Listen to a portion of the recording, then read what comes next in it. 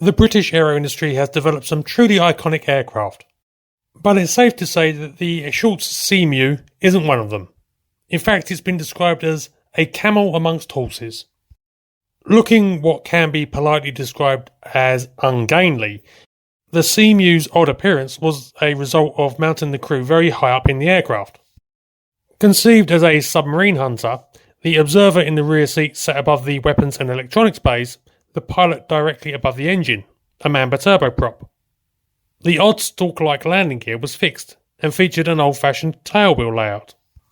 It was designed that way to allow enough room underneath the aircraft for a surface search radar, plus to simplify construction. Because odd though it might look, there is actually some sense to the design philosophy of the Seamew. With relations between the Soviet bloc and the West deteriorating after World War II, the Royal Navy looked at the lessons it had learnt and what areas might need addressing. It was obvious at that time that any conflict with the Soviet Union would mean that keeping the supply lines between the United States and Europe across the Atlantic open would be even more important than they had been in the war with Germany. And submarine technology had greatly progressed since then.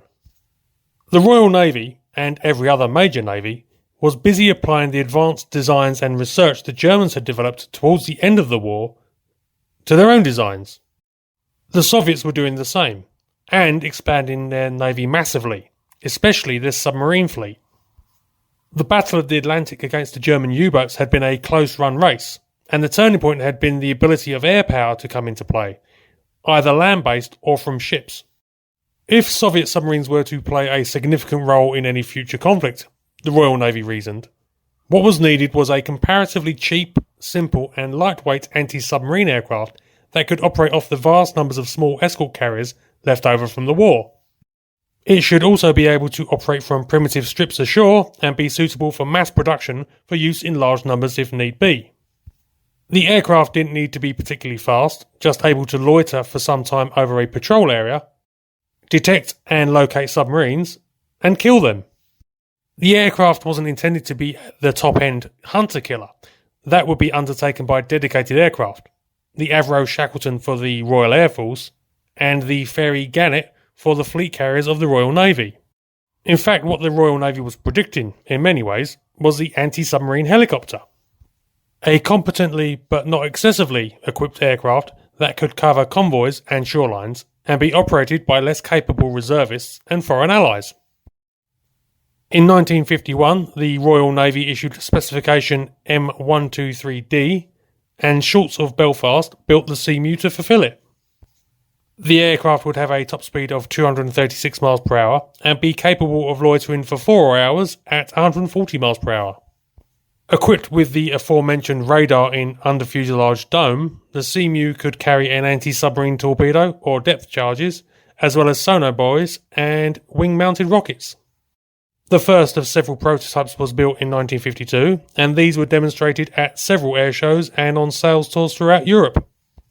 In 1955, orders were placed for 60, 30 for the RAF and 30 for the Royal Navy, which intended to use the Seamew for the Royal Naval Volunteer Reserve as replacements for their aging AS-4 Avengers. However, attitudes were changing as to how any future conflict may be fought. Both the United States and the Soviet Union had demonstrated thermonuclear weapons in tests, and the British were on the verge of testing their own. Nuclear warfare seemed to be the future, and as a result, mass warfare seemed to be obsolete.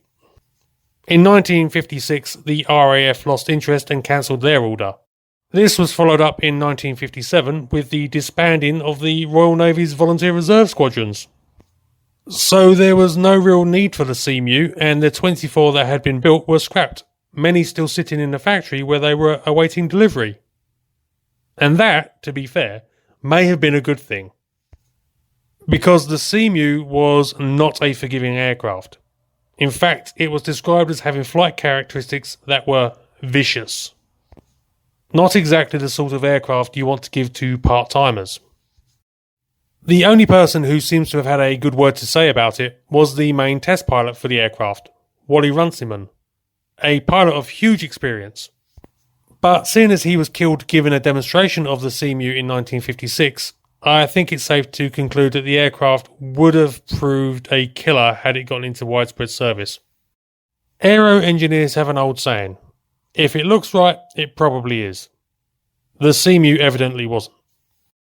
Thanks for watching, hope you found the video entertaining. I have a bunch of videos on some weird and strange aircraft, as well as other military topics, so have a look at the channel and see if there's anything else on there that might pique your interest.